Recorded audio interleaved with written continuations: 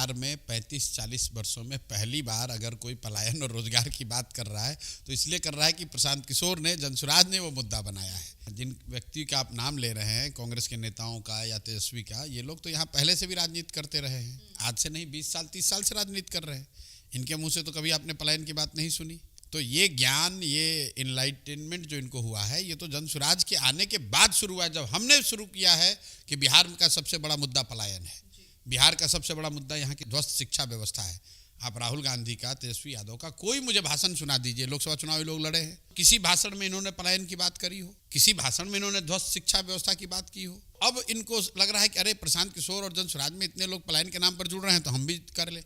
और वो देखिए, करे उससे कोई नुकसान, उससे तो फायदा है। यही तो जनसुराज की ताकत है, जनसुराज की जीत है कि बिहार का चुनाव अब इस पर तय किया जाएगा कि पलायन मुद्दा है कि नहीं, और उससे भी बढ़कर कि पलायन को रोकने का किसके पास प्लान है।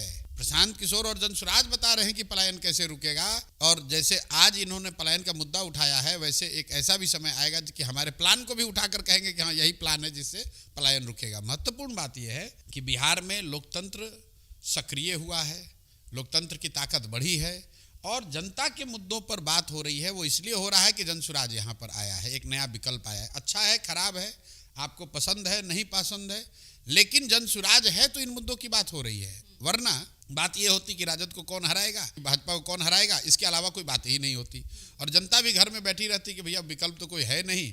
लालू को अगर नहीं देना चाहते हैं तो नीतीश को, भाजपा को देना पड़ेगा, नीतीश भाजपा को नहीं देना चाहते हैं तो लालू को देना पड़ेगा। तो लोकतंत्र की जब ताकत बढ़ेगी, लोकतंत्र में लोगों के पास विकल्प होंगे, जरूरी नहीं कि वो जनसुराज को स्वीकार करें, लेकिन विकल्प होगा तो उससे समाज का, राज्य का फायदा हो।